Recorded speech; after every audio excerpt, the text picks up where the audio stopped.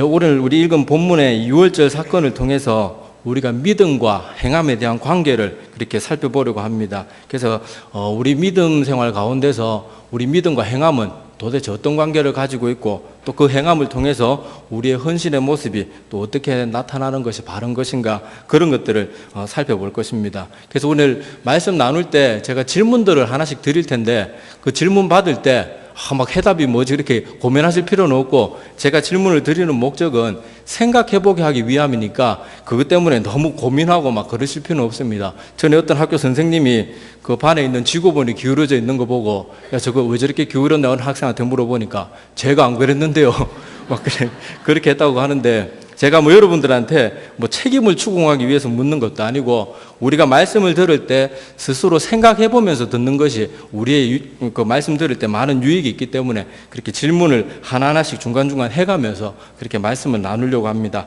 그래서 오늘 말씀 들어가기 전에 먼저 제가 한번 생각해 볼 만한 질문 하나 던질게요. 어떤 범죄자가 있어요. 이 범죄자는 굉장히 흉악한 사람입니다. 돈 몇 푼 때문에 다른 사람 죽이기도 하고 위협도 하는 강도예요.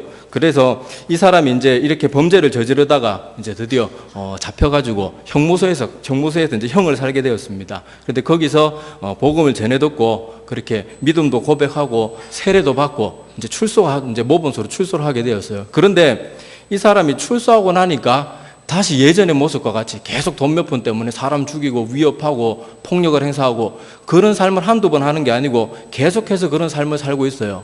그렇다면은 이 사람이 구원받은 사람일까요? 구원받지 못한 사람일까요? 답은 알 필요 없습니다. 답하지 마십시오. 이건 답은 우리가 확실히 알 수가 없습니다. 근데 생각해 보세요. 이 사람이 구원받은 사람일까? 구원받지 못한 사람일까? 저 사람의 믿음이 진짜 믿음일까? 아니면 가짜 믿음일까? 한번 마음에 담아두시고 그렇게 한번 오늘 말씀을 들어보시기를 바랍니다. 그리고 여러분들이 이론 말고 여러분들의 마음속에는 이 사람이 구원받은 사람인지 구원받지 않은 사람인지 어떤 답을 여러분의 마음은, 이론 말고 우리가 들은 신학 이론 말고 여러분들의 마음은 어떤 생각을 가지고 있는지 그 의문들을 품고 오늘 말씀을 한번 살펴보았으면 좋겠습니다. 저 오늘 읽은 본문 말씀은 유월절 사건이 기록이 되어 있습니다. 이 유월절 사건은 뭔가 하면 이집트에 하나님께서 10가지 재앙을 내리시죠. 그 10가지 재앙 중에 마지막 재앙인데 이 마지막 재앙이 뭐였어요? 이거는 대답해도 됩니다. 이 마지막 재앙은 알다시피 흔히 우리가 장자의 재앙으로 알고 있는데 성경을 자세히 들여다보면 장자의 재앙이 아니고 우리 출애굽기 12장 12절에 보면 이렇게 나와 있습니다. 내가 그 밤에 애굽 땅에 두루 다니며 사람이나 짐승을 막론하고 애굽 땅에 있는 모든 처음 난 것을 다 치고, 이렇게 기록이 되어 있어요. 그러니까 우리가 흔히 장자의 재앙이라고 말하지 그게 틀렸다 바꾸자 이런 말은 아닙니다. 그런데 이 마지막 재앙은 꼭 장자만 죽는 게 아니고 모든, 여기 보니까 짐승까지도 처음 난 것은 다 죽게 되는 재앙이 바로 마지막 10번째 재앙이 바로 그 재앙입니다. 그래서 앞으로 저도 편의상 그냥 장자의 재앙이라고 그렇게 말씀을 드리겠습니다. 자, 그런데 하나님께서는 이런 재앙을 내리고 나서도 이스라엘 자기의 사랑하는 백성들에게 그 피할 방법을 가르쳐 주시죠. 그래서 오늘 본문의 말씀을 여러분들이 성경 한번 다시 보시기 바랍니다. 보시면은 이 마지막 10번째 재앙을 피하는 방법이 뭐라고 기록되어 있는가 하면 좌우 문설주와 임방에 그 우슬초에다가 어린 양의 피를 묻혀서 뿌려두면은 그 재앙이 넘어간다고 그렇게 되어 있습니다. 그래서 여기 여러분 문설주는 우리 들어오는 출입문 있죠. 출입문에서 문을 떼고 그 틀만 볼 때 좌우 문설주라고 말하니까 좌우 수직으로 돼 있는 부분이 바로 문설주고요. 위에가 임방이, 원래 밑에 수평 부분은 둘 다 임방이라고 하는데 구별해서 위에는 임방이라고 하고 밑에는 문지방이라고 보통 말을 합니다. 그래서 문설주와 임방에 피를 뿌려서 바르라고 그렇게 성경이 말하고 있는데, 그러니까 출입문에다가 우슬초 묶음을 가지고 어린 양의 피를 적셔가지고 그렇게 문설주와 임방에 피를 이렇게 뿌려 놓으면 여호와 하나님께서 재앙을 내리시다가 그 피를 보고 그 집은 뛰어넘는다. 그래서 유월절입니다. 넘을 유자에 넘을 월자를 써서 유월절입니다. 그래서 우리 월남했다, 월담했다 이럴 때 월자 쓰잖아요, 그죠? 제가 어렸을 때 월남했단 말 듣고 우리나라 남한은 대한민국인데 왜 자꾸 월남은 저 베트남전 했는 거 아닌가 그런 생각을 한 적이 있었는데, 하여튼 여기 넘을 유자에 넘을 월자를 써서 유월절이라고 말합니다. 자, 그러면 여기서 또 하나 제가 질문을 드려보겠습니다. 자, 분명히 이 모든 첫것의 죽음, 장자의 재앙을 하나님께서 내리셨는데 이 장자의 재앙을 피하는 방법은 좌우 문설주와 임방에다가 어린 양의 피를 뿌려서 발라놓는 거예요. 그죠? 그런데 자, 한번 여기 이스라엘 백성들 중에 한평생 하나님 잘 믿고 신앙생활도 열심히 잘하고 평소에 인격도 너무 나무랄 데 없고 훌륭한 사람이 살았어요. 그런데 그 사람은 그 말을 듣고도 피를 뿌리지 않았다면, 그러면 그 사람이 장자였다면 어떻게 되었을까요? 죽었겠죠. 그죠? 그리고 반대로 어떤 사람이 평소에는 진짜 막 생활이고 삶이고 언행이고 뭐 모든 게 엉망이에요. 막 사람이 보기에도, 같은 사람이 보기에도 너무너무 형편없는 삶을 살아요. 그런데 이 이스라엘 백성에게 주신 하나님의 말씀을 듣고는 그 사람은 어린 양의 피를 우슬초에 적셔가지고 좌우 문설주와 임방에 열심히 뿌려두었어요. 그러면 그 악한 사람이라도 어떻게 됐겠어요? 구원받았겠죠? 당연히 구원받았을 겁니다. 자, 이 두 가지 질문을 여러분들이 들으면 내리를 딱 스쳐가는 생각이 있을 거예요. 하나님의 구원은 우리 인간의 행위와 관련이 있을 것 같아요? 없을 것 같아요? 없어요. 오직 이 6월절의 10가지 재앙 중에 마지막 장자의 재앙이 넘어가는 유일한 조건은 뭐예요? 우리 삶의 행위나 우리의 공로가 아니고 하나님의 명령대로 좌우 문설주 임방에 어린 양의 피를 발랐느냐 바르지 않았느냐, 즉 하나님의 말씀을 순종했느냐 순종하지 않았느냐로 그 사람의 구원이 결정지어지게 되는 거예요. 이것은 우리 예수 그리스도를 믿는 우리 믿음의 문제에서도 동일하게 적용됩니다. 우리 비슷한 사건으로 광야에서 이스라엘 백성들이 불평하다가 그렇게 불뱀에 물린 사건이 있었죠. 그때 하나님께서 해결책으로 뭘 주셨습니까? 노뱀을 장대에 이렇게 매달아가지고, 그죠? 그때도 물뱀에 물린 사람이 발생하면은 저 노뱀을 쳐다보면은 살게 될 것이다, 그렇게 했어요. 그런데 성경의 기록 중에 불뱀에 물린 사람 중에도 평소에 착하고 선행을 많이 한 사람은 불뱀에 물려도 노뱀 보지 않아도 살았다, 그런 성경의 기록은 없습니다. 그 사람이 악하든 선하든 하나님 말씀대로 살았든 평소에 살지 못했든 중요한 것은 하나님께서 구원받을 수 있는 방법을 제시하셨을 때 그 명령을 따르느냐 따르지 않느냐, 그것으로 그 하나님의 말씀을 믿느냐 믿지 않느냐만 가지고 그 사람의 구원이 결정되는 거예요. 제 말이 무슨 말인지 아시겠죠? 우리의 믿음은 복잡하고 어렵고 막 우리의 행함이 막 어느 정도 돼야 되고 그런 게 절대로 아니에요. 하나님의 말씀을 믿느냐 믿지 않느냐, 그걸로 우리가 구원을 받느냐 죄사함을 받느냐, 그런 것이 똑같이 그렇게 적용이 되는 거예요. 그래서 예수 그리스도께서 십자가에 대신 죽어주신 것도 이 6월절 사건에 비추어 보면 예수님 스스로 자기의 보혈의 피를 흘리셔가지고 우리 영혼의 문설주와 임방에 자신의 피를 뿌려준 거예요. 그런데 우리는 그 피를 바르는 방법이 뭐겠어요? 지금은 우슬초로 바를 수 없잖아요. 내 영혼에 막 우슬초로 피를 뿌린다고 발라집니까? 아니잖아요. 믿음으로, 예수 그리스도를 믿는 믿음으로 내 영혼의 문, 좌우 문설주와 임방에 예수 그리스도의 보혈의 피를 바르는 거예요. 그것이 유일한 우리의 구원의 조건이 됩니다. 이거 외에는 다른 것이 절대로 없고 이거에 대해서는 이견이 있어서 안 되고 제가 아무리 틀렸다고 말해도 저는 이건 절대로 양보할 수가 없습니다. 우리는 오직 예수 그리스도를 믿는 믿음 외에는 구원받을 방법이 전혀 없고, 내가 말씀을 통해서 그것을 같이 한번 살펴보겠습니다. 먼저 사도행전 4장 12절 말씀입니다. 우리 다 같이 한 목소리로 한번 큰 소리로 한번 읽어보겠습니다. 자, 시작.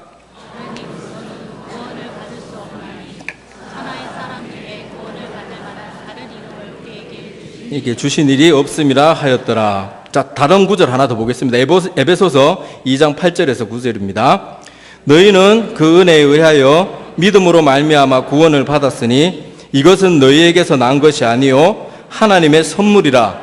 행위에서 난 것이 아니니 이는 누구든지 자랑하지 못하게 함이라.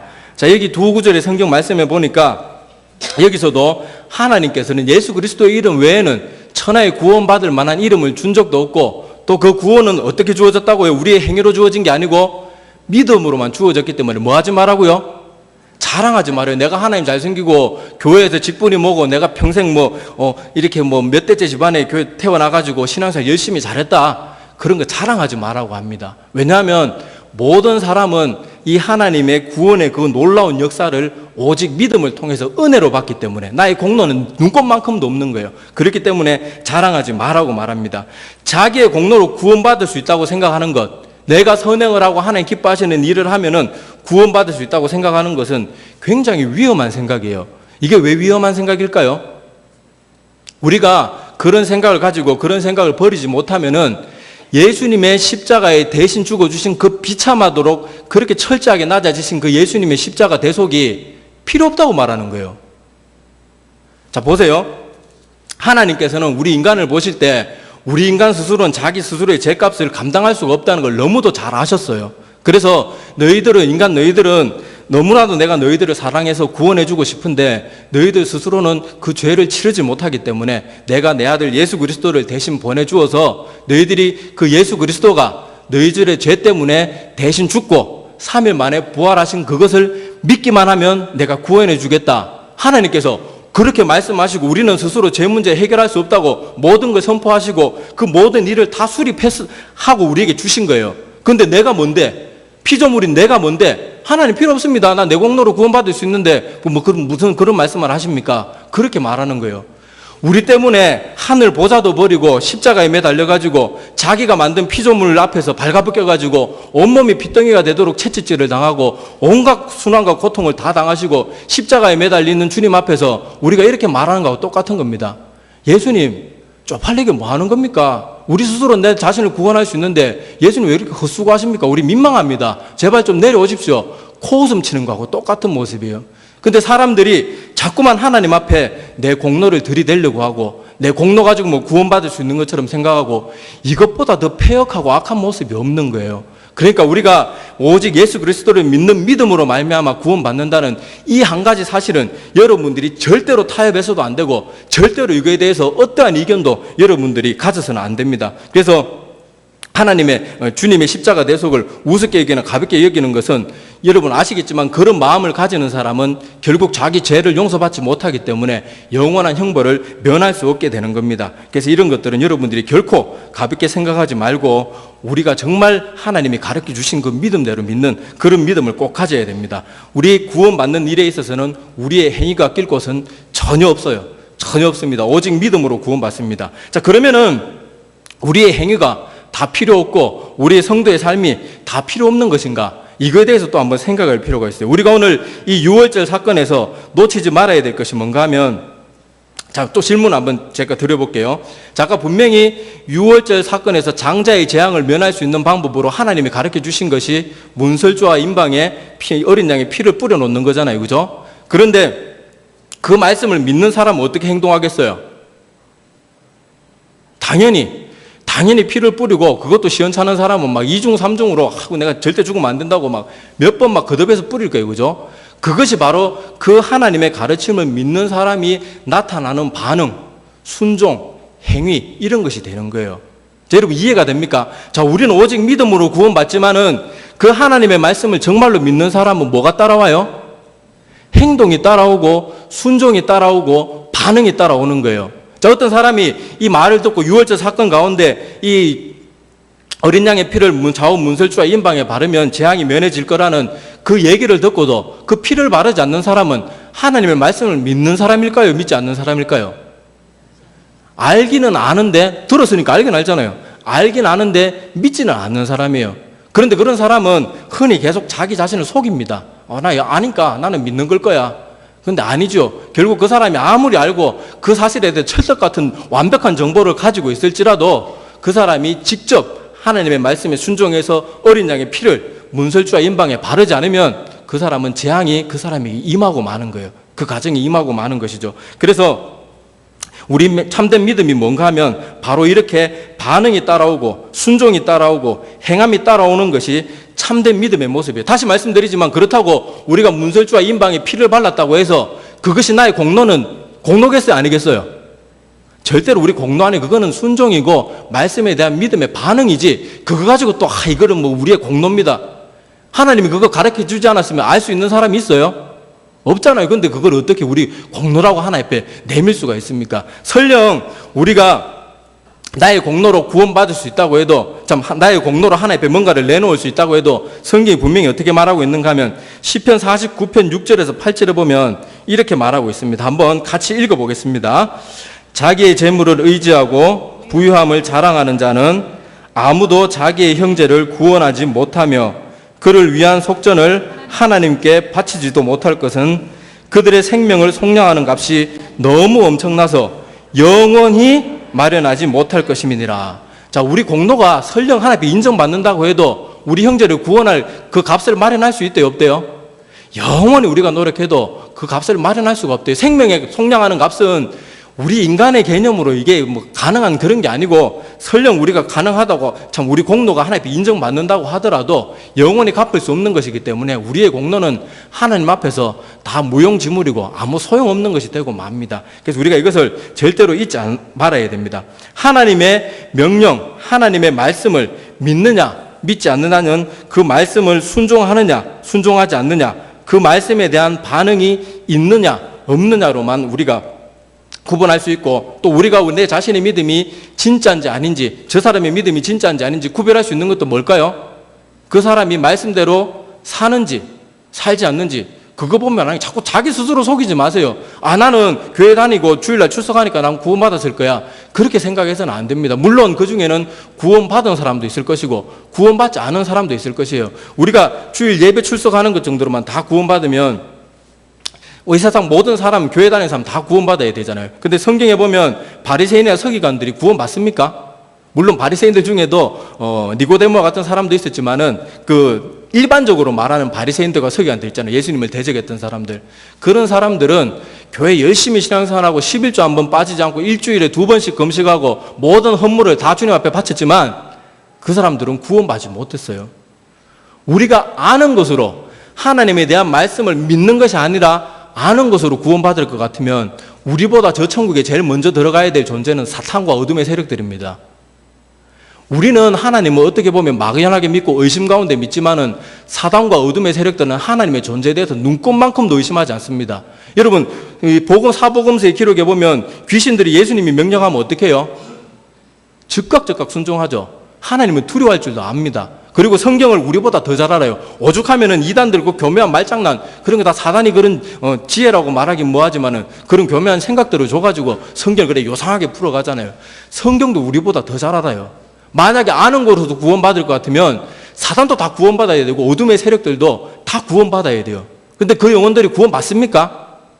아니요. 그리고 바리새인들과 서기관들도 하나님을 누구보다 잘 알았어요. 성경을 줄줄 외울 만큼 누구보다도 잘 알았지만 그 사람들은 구원과는 상관없는 것이, 그 사람이 삶 가운데서 주님의 말씀을 온전하게 믿고 그 말씀대로 살지 않았죠. 오히려 그 사람들은 성경의 지식을 가지고 그 지식으로 뭘 했어요?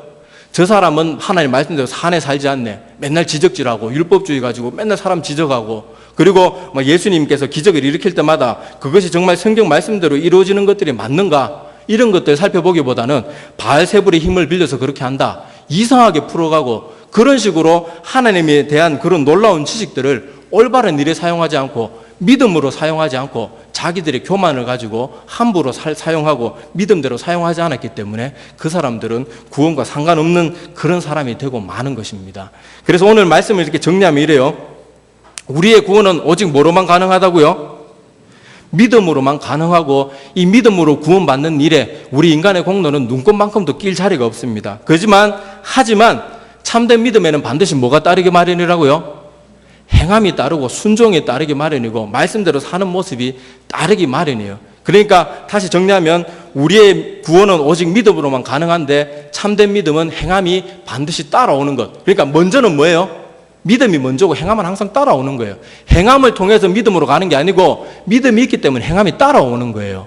아시겠죠? 행함으로만 우리가 구원받고 선행으로 구원받을 것 같으면 하나님 안 믿고 우리보다 착하게 사는 사람들 많잖아요. 사실 뭐 교회 다닌다고 다 착합니까? 저 같은 사람도 교회 다니는데. 그러니까 사람들이 착한 일 한다고 구원받는 거 아니거든요. 반드시 믿음을 통해서 그 하나님의 말씀이 무엇인지를 알고 거기에 대한 순종으로 나타나는 그 행위들만이 하나님께 인정받는 것이 되는 거예요. 그리고 참된 믿음은 반드시 이런 행함이 따라오기 마련입니다. 그래서 이런 것들을 우리가 헷갈리지 않도록 하기 위해서 이 야고보 사도가 우리에게 귀한 가르침을 주셨어요. 그래서 야고보서 2장 14절 말씀을 한번 보겠습니다. 자, 이것도 우리 같이 한번 한 목소리로 읽어보도록 하겠습니다.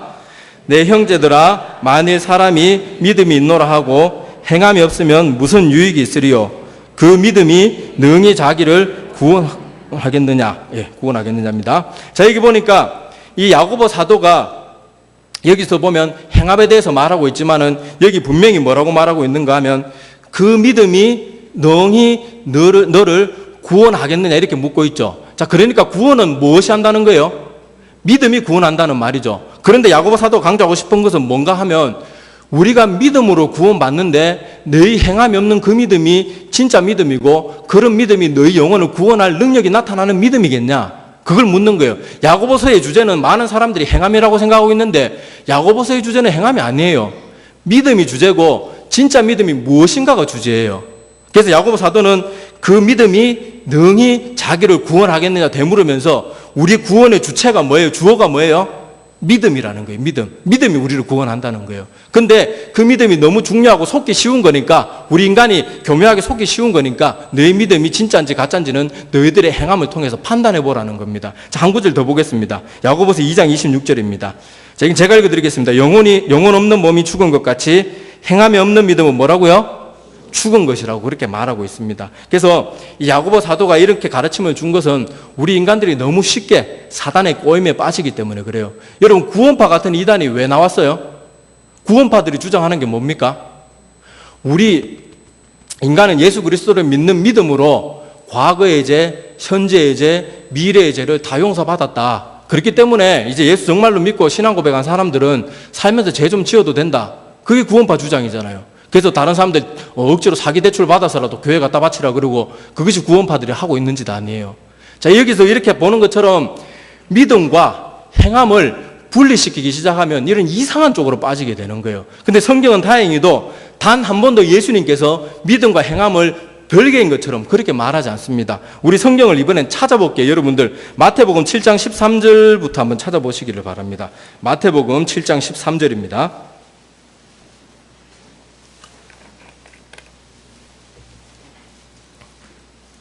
마태복음 7장 13절입니다.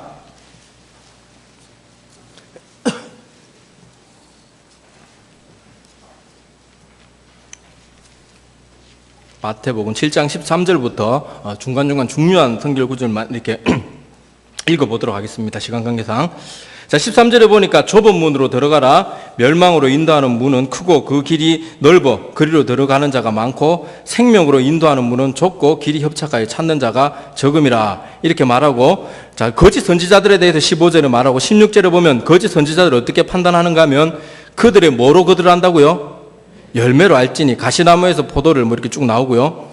자, 17절에 이와 같이 좋은 나무마다 아름다운 열매를 맺고 못된 나무가 나쁜 열매를 맺나니 이렇게 돼 있고, 다시 20절에 반복해서 말하기를 그들의 열매로 그들을 알리라. 뭐 여러분 너무도 잘 알겠지만 여기 열매는 무엇을 말하는 거겠어요? 그 사람들의 삶의 모습을 말하는 거거든요. 그래서 21절에 우리 조 목사님도 너무 자주 인용하시는 나더러 주여 주여 하는 자마다 다 천국에 들어갈 것이 아니요 다만 하늘에 계신 내 아버지의 뜻대로 행하는 자라야 들어가리라. 그렇게 말하고 있습니다. 그래서 이렇게 말씀을 주시고 나서 여기 반석 위에 지은 집, 그 비유의 말씀을 통해서 다시 한번 행함이 얼마나 우리 믿음에 있어서 참된 믿음을 판단하는 기준이 되는가, 그것을 강조하기 위해서 주님께서 이렇게 계속 반복해서 이 7장의 말씀을 이렇게 계속 반복하는 말씀으로, 비유만 틀리지 계속 반복해서 그 말씀을 우리에게 주시고 있는 거예요. 근데 예수님께서는 보면은 그 어떤 다른 병자들 치유하셨을 때 가라, 내 믿음이 너를 구하였다 이렇게 말해놓고 여기서는 또 보세요. 나더러 주여 주여 하는 자마다 다 구원받는 게 아니고 하늘에 계신 내 아버지 뜻대로 행하는 자라야 구원받을 것이다 이렇게 말하면 예수님이 이랬다 저랬다 하는 분일까요? 아니에요. 주님께서 이렇게 하시는 이유는 뭔가 하면 우리는 오직 믿음으로 구원받는데 우리의 영혼이 너무나도 소중하기 때문에 우리의 믿음이 사단의 꼬임이나 속임에 빠지지 않도록 하기 위해서 너희들의 믿음을 점검할 수 있는 방법을 가르쳐 주시는 거예요. 행함으로 구원받는 게 아니고요. 내 믿음도 믿는 믿음으로 구원받지만 행함이 없는 믿음은 가짜이기 때문에 우리의 삶의 모습들을 통해서 너희의 믿음을 진짜인지 가짜인지 점검해 보라고 합니다. 그래서 우리가 예수님 통해서 구원받는 걸 너무도 싫어하는 존재가 누구겠어요? 사단이잖아요. 그 사단은 많은 사람들에게 자꾸 행함과 믿음을 분리시켜서 생각하게 만듭니다. 그렇게 이런 생각만 사람들 마음에 심어주면은 그래 내가 주님 믿는데 내가 복음 들어서 알고 있는데 뭐 이 정도 하면 구원받겠지 그렇게 생각을 자꾸 하게 되는 거예요. 그리고 그 상태에서는 아무리 머물러 봐야 구원받지 못하기 때문에 아까도 말씀드렸죠. 우리가 열 번째 장자의 재앙을 피할 수 있는 방법을 들었지만은 그 재앙을 피하기 위해서는 반드시 그 말씀에 순종해서 피를 발라야 돼요. 그죠? 피를 바르지 않으면 그 사람은 구원받지 못하잖아요. 마찬가지로 예수 그리스도를 믿는 믿음으로 구원받는데 아는 것으로는 구원받지 못해요. 그런데 사단은 자꾸 아는 것과 행함에 대해서 자꾸 분리를 시키는 마음 우리 가운데 계속 주거든요. 왜냐하면 그 상태에서 머물도록 하기만 하면 그 사람 아무리 교회에 나와도 구원받지 못하기 때문에, 오히려 그렇게 하는 것이 자기들에게 더 효과적인 전략이기 때문에 그래요. 교회 안 나오는 사람들에게는 뭐 계속 세상의 걱정거리나 바쁜 일들 줘가지고 못 나오게 하면 그만이지만, 교회에 나온 사람들 중에는 여전히 구원받지 못한 사람들이 많기 때문에 그런 사람들 마음에 계속 믿음과 행함을 분리시키는 생각을 끊임없이 계속 심어주는 거예요. 그렇게 하면 그 영혼이 자기 것이 되는 것은 따놓은 당상이기 때문에 그렇습니다. 그래서 우리가 내 믿음이 진짜인지 아닌지는 나의 삶의 모습, 우리의 행위를 통해서 살펴볼 수 있는 거예요. 이렇게 말하면은 어떤 사람들은 행위구원론자라고 막 비난을 하고 비판을 하고 욕을 합니다. 근데 여러분, 신학을 하나님 말씀 위에 두지 마십시오. 하나님의 말씀은 우리 모든 인생에 있어서, 우리의 모든 구원받는 모든 그 방법에 있어서 진리고 최종 권한이고 최종 결정권이 하나님의 말씀에 달려있지 신학에 달려있는 거 아니에요. 신학은 하나님의 말씀을 바르게 이해하는 데 도움을 주는 도구일 뿐이지 하나님 말씀 외에 그 어떤 것도 우리가 판단의 기준을 삼아서는 안 됩니다. 신학에 너무 빠져있는 사람들은 아이고 믿음으로만 구원받고 사람이 그렇게 행한 건 크게 구원과 상관없지, 너무 그렇게 하지 말라고 막 그렇게 말하는데 아니에요. 우리가 믿기 전에, 아까 말씀드렸다시피 이 주님의 말씀을 알기 전에는 엉망으로 살아도 보혈의 피를 뿌리면 그 뿌리는 그 보혈의 피 때문에 우리가 멸망에서부터 구원받을 수 있지만, 우리가 주님을 믿고 나서부터는 어때요? 하나님의 말씀에 순종하는 그 믿음만이 진짜이기 때문에 여전히 피 뿌린다는 정보는 알고 있는데 피를 뿌리지 않는 그런 모습으로는 구원받지 못한다고 말했잖아요. 믿음과 행함을 분리하는 것이 바로 그거와 같은 것이거든요. 그래서 여러분들, 예수님께서도 우리의 구원에 대해서 말씀하실 때 가라 내 믿음이 너를 구원하였다 이렇게 말하지만, 요한계시록을 보면 우리의 마지막 심판은 계속 우리 행위대로 그렇게 하나님께서 심판하시는 것을 볼 수가 있습니다. 우리 성경 한번 보겠습니다. 계시록 20장 12절에서 15절인데 자막을 보십시오. 찾으려면 시간이 걸립니다. 자, 계시록 20장 12절에서 15절 제가 읽어드리겠습니다. 좀 빨리 읽을게요.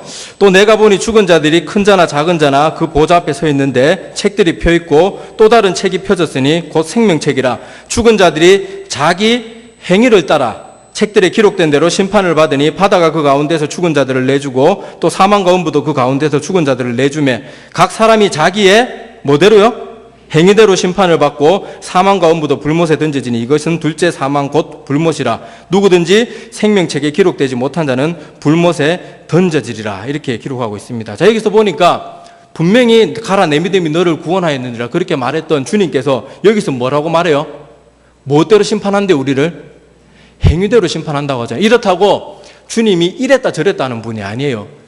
행위와 우리 믿음과 행위는 결코 분리할 수 없기 때문에 참된 믿음을 통해서 우리의 삶의 모습을 통해서 저 사람의 믿음이 참된 믿음인지 아닌지를 분별해 보는 것은 당연한 거예요. 우리 재판정에 가면 우리를 재판하는 기준이 뭐예요? 죄 지은 사람의 진술을 통해서 그 재판을 합니까? 증거를 통해서 하죠, 그죠? 우리 성도들의 삶에 있어서 증거가 뭐겠어요? 우리 삶의 모습이 바로 증거잖아요. 그래서 하나님의 이 말은 하나님의 말을 이랬다, 저랬다 하는 분이 아니고 이 말은 언제든지 변함없는 하나님의 말씀이에요. 우리는 오직 믿음으로 구원받지만 참된 믿음은 반드시 행함이 따르게 마련입니다. 자, 그리고 이 말씀을 통해서 보면 우리의 삶에 내가 살아온 지금의 모습을 보면 여러분들 구원의 확신이 있어요? 구원의 확신이 들어요? 저는 사실은 마음에 구원의 확신도 없으면서 나는 구원의 확신이 있다고 거짓말하는 사람보다 저는 너무 두렵습니다. 그렇게 말하는 사람이 저는 훨씬 마음에 듭니다. 나의 삶의 모습을 보면 저 솔직히 목사인데도 자신 없어요. 나 같은 사람이 어떻게 구원받아요? 그렇다고 예수 그리스도의 보혈의 피가 내가 아무리 흉악한 죄인이라도 내 죄가 너무 커서 내 죄만큼은 용서받지 못할 것이다, 그걸 의심하는 사람은 절대로 아니에요. 그런데 나의 삶의 모습을 보니까 결코 안심할 수가 없어요. 내 속에 여전히 죄성이 있고 악함이 있고 게으름이 있고 나태함이 있고 그렇게 육신의 정욕을 따라 사는 마음이 있고 시기와 질투가 있고 다른 사람 미워하고 온갖 악한 것들이 잠시도 끊이지 않고 내 마음을 계속 치고 있어요. 어떤 사람들은 나는 주님 믿고 나니까 마음의 모든 근심 걱정이 사라지고 마음이 정말 저 편편한 바람 하나 없는 바다와 같이 잔잔하고 좋습니다. 근데 그 말을 저는 참 못 믿겠어요. 저는 사실 내 멋대로 살 때는 마음이 평안했습니다. 근데 예수님 믿고 나니까, 그리고 나의 죄성에 대해서 하나님께서 눈뜨게 해주시고 나니까 저는 주님 믿고 나서 단 하루도 마음이 편한 날이 없어요. 자기 전에 기도하면 또 내 자신의 모습, 하나님 이제 안 짓겠다고 또 말해놓고는 또 죄 짓고, 내가 이렇게 더럽게 살지 않겠습니다 말해놓고는 또 그 똑같은 죄를 또 심지어 어떤 데 1시간도 지나잖아 똑같은 죄를 저지르고 있어요. 그런데 우리가 어떻게, 물론 세상 걱정거리나 그런 것들에 대한 자유함은 생기겠죠. 그런데 우리의 죄성을 아는 사람은 주님을 믿는 순간 우리 마음은 전쟁터로 변하는 게 맞는 것 같아요. 이거는 성경 말씀에 뚜렷하게 기록 안 돼 있으니까 제가 진리라고 말씀은 드리지 않겠습니다. 근데 우리의 지금 삶의 내 모습을 보면서, 내가 지금 살아오는 언행이나 행동을 보면서 여러분들 어때요? 구원의 확신을 가집니까? 가져도 되고 안 가져도 되고 그거는 크게 중요한 건 아니지만은 한번 정말 곰곰이 생각해 보십시오. 때로는 우리가 하나님의 말씀에 비추어서 우리의 구원의 거짓된 확신들은 다 걷어낼 필요가 반드시 있어요. 왜냐하면 우리의 영혼이 너무 소중하고, 우리의 영혼이 얼마나 소중하면 예수님 십자가에서 대신 그렇게 비참하게 죽어주시기까지 대신 죽어주신 그 소중한 영혼이기 때문에 그렇습니다. 그래서 사단이 주는 거짓된 위안과 거짓된 평안은 내가 정말 너무 두렵고 떨리워서 절망 가운데 호적거릴지라도 그런 거짓된 평안과 확신은 다 걷어버려야 돼요. 여러분의 삶이, 그리고 저의 삶이 사도 바울의 반만큼이나 살고 있습니까?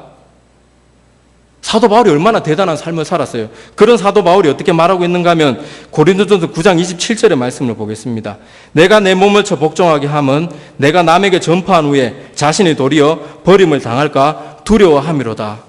여러분, 확신할 수 없다면 두려워하는 것이 지혜입니다. 그리고 빌립보서 2장 12절에 또 이렇게 말하고 있습니다. 그러므로 나의 사랑하는 자들아, 너희가 나 있을 때뿐 아니라 더욱 지금 나 없을 때에도 항상 복종하여 뭐라고요? 두렵고 떨림으로 너희 구원을 이루라. 너희가 구원받았으니까 이제는 막 살아도 된다, 구원파와 같은 그렇게 말하고 있는 게 아니라 사도 바울이 분명히 어떻게 구원을 이루라고요? 두렵고 그 너희들의 죄악된 모습 때문에 벌벌 떨면서 너희 구원을 이루어가라고 그렇게 말하고 있는 겁니다. 그래서 유월절 어린 양의 피는 우리의 행위나 죄와 상관없이 그것을 믿고 피를 바르는 사람 누구나 구원해 줄 거예요. 그런데 지금 그 중요한 어린 양의 피를 내가 주님의 말씀에 순종함으로 삶 가운데 날마다 바르게 바르고 있는지 바르고 있지 않는지는 살펴봐야 되잖아요. 내가 피를 바르는데 길바닥에 바르고 옆집 사람 문에 바르고 그렇게 천장에 바르고 그러면 그게 무슨 소용이겠어요. 그러니까 주님께서 나의 믿음과 나의 영혼이 너무 소중하기 때문에 나의 삶의 모습을 통해서 너희 믿음이 조금이라도 엇나가지 않도록 날마다 점검해 보라는 거예요. 그게 하나님의 간절한 마음이기 때문에 성경 말씀에 보면, 특히 복음서에 보면 예수님께서 가라 내 믿음이 너를 구원하였다는 말보다는 내가 믿음대로 행하지 않으면 하나님과 상관없는 사람이다, 그런 말이 오히려 더 많이 기록되어 있는 것입니다. 그래서 이 약간 아이러니한 듯한, 그죠? 우리 분명히 예수 믿으면 구원받았다고 하는데 또 삶의 모습을 통해서 구원을 점검해보라 하니까 이것이 조금 아이러니하게 생각될 수 있는데, 이것을 어거스틴이라고 여러분 이름 많이 들어봤죠? 이분은 딱 두 단어로 이런 아이러니한 성도들의 삶의 모습을 정의를 했어요. 그래서 그 두 단어가 뭔가 하면 이미와 아직입니다. 우리는 예수 그리스도를 참된 믿음으로 믿는 순간 우리의 구원은 이미 어떻게 됐을까요? 이루어졌어요. 그런데 내가 주님 앞에 가서 내가 정말 구원받는 믿음을 소유했다, 소유하지 않았다, 그 말씀을 주님 앞에 가서 듣기 전까지는 아직은 나의 구원을 어떻게 확신할 수 있어요? 없어요? 없어요. 우리가 어떤 사람 세례받았다고 함부로 당신 구원받았습니다, 그런 말 해서는 안 돼요.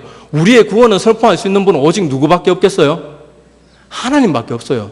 그렇게 믿음 생활 열심히 하시면 하나님께서 반드시 구원해 주실 것입니다. 그런 말은 할 수 있지만은 우리가 함부로 어줍지 않은 그런 어설픈 신학을 가지고 당신 구원받았습니다 함부로 선포하지 마십시오. 그 한마디 때문에 그 사람들이 나태한 신앙 가운데 빠져서 지옥에 가면 어떻게 할 겁니까? 절대로 그런 말 함부로 해서는 안 되고 우리의 구원은 오직 하나님만 알고 계신다는 것을 잊지 말기를 바랍니다. 그래서 사도 바울은 또 이런 말도 합니다. 빌립보서 3장 12절 말씀입니다. 내가 이미 얻었다 함도 아니요 온전히 이루었다 함도 아니라 오직 내가 그리스도 예수께 잡힌 바 된 그것을 잡으려고 달려가노라.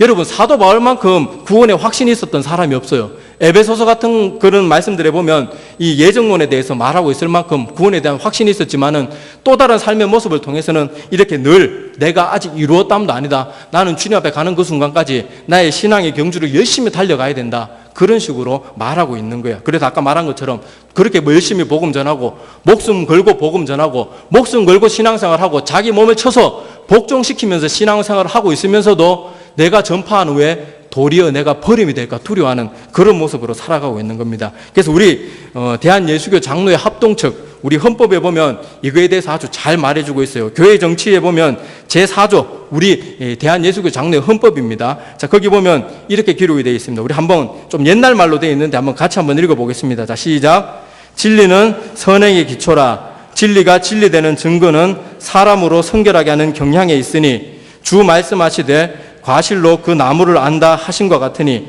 진리와 허위가 동일하며 사람의 신앙이 어떠하든지 관계없다 하는 이 말보다 더 패리하고 더 해로운 것은 없다. 신앙과 행위는 연락하고 진리와 본보는 서로 결탁되어 나누지 못할 것이니 그렇지 아니하면 진리를 연구하거나 선택할 필요가 없다. 자, 우리 대한예수교 장로의 헌법 되게 멋있죠? 너희들이 신앙생활 그따위 하려면 너희들 신앙생활 할 필요 없다. 좀 솔직히 막말로 말하면 그런 식으로 딱 표현하고 있는 거예요. 너희들이 신앙생활 가운데 너희들의 삶의 모습이 관계없다고 말하는 것, 그것보다 더 해로운 것은 없고 그런 식으로 믿을 것 같으면 차라리 믿지 말고 성경도 연구하지 말아요. 굉장히 단호하게 말하고 있습니다. 그래서 우리 여러분들이 믿고 있는 이 예수교 장로회 합동측의 신학은 굉장히 바르고 건전합니다. 여러분 안심하십시오. 그리고 이 말씀을 통해서 우리의 믿음을 다시금 반드시 정리하기를 바라고 오늘 지금까지 나눈 믿음과 행함에 대한 말씀은 이 한 말씀으로 정리가 됩니다. 히브리서 4장 1절과 2절입니다. 이것도 한 목소리로 한번 같이 읽어보겠습니다. 그러므로 우리는 두려워할지니 그의 안식에 들어갈 약속이 남아있을지라도 너희 중에는 혹 이르지 못할 자가 있을까 함이라.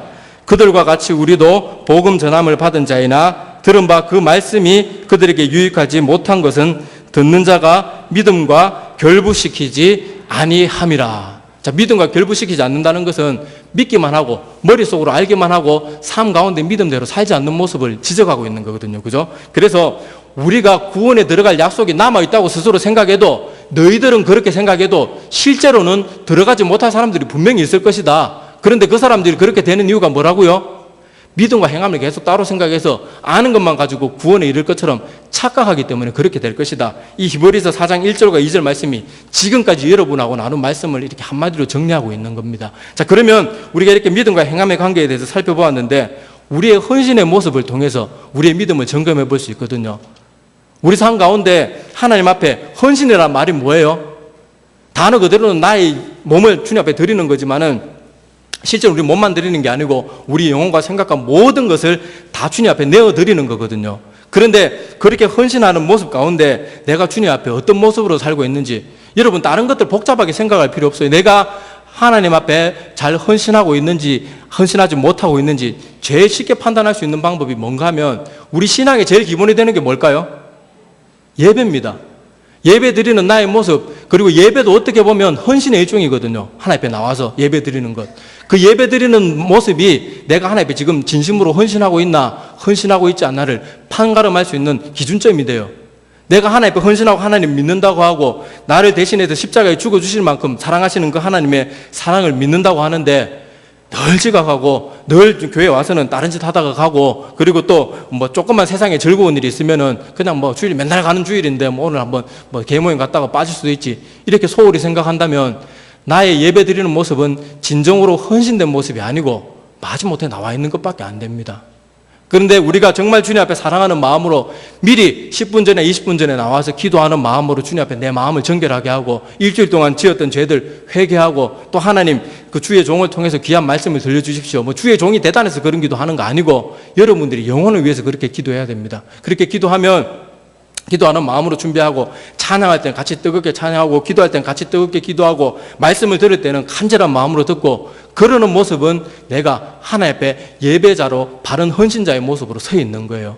그래서 오늘 이 말씀들을 여러분들이 기억하시면서 나의 삶의 모습 그리고 이것저것 복잡하게 자꾸 생각될 때는 예배 드리는 나의 모습을 생각하면서 나의 모습이 헌신되어 있는가 헌신되어 있지 않는가 그것을 살펴보시기를 바랍니다. 그리고 우리 맨 처음 드렸던 질문으로 한번 다시 돌아가 볼게요. 자, 아까 말했던 그 흉악한 강도가 그 믿음이 진짜일까요? 가짜일까요? 대답은 하지 마세요. 이걸 알 수 있는 분은 하나님밖에 없습니다. 저도 대답을 못 드려요. 그런데 여러분들의 감정으로 결론을 내리지 마시고 우리가 지금까지 오늘 읽었던 쭉 말씀 찾아본 말씀들 있죠. 그 말씀의 기준에서 이 사람을 판단할 때는 과연 어떤 결론이 내리는 것이 합당할 것 같습니까? 그거 대답하지 마세요. 그리고 여러분들이 마음의 그 판단을 가지고 그 적용점을 그 살인자에게 적용하고자 하고 그 강도에게 적용하려고 하는 그 마음을 이제는 가감 없이 내 모습에 적용해 보시기를 바랍니다. 그러면 답이 나올 거예요. 그리고 내가 어떻게 살아야 될지 답이 나올 겁니다. 그리고 답이 나오면 그 말씀대로 사시면 되고 잘 안 되면 기도하면 됩니다. 기도드리겠습니다. 고마우신 하나님, 오늘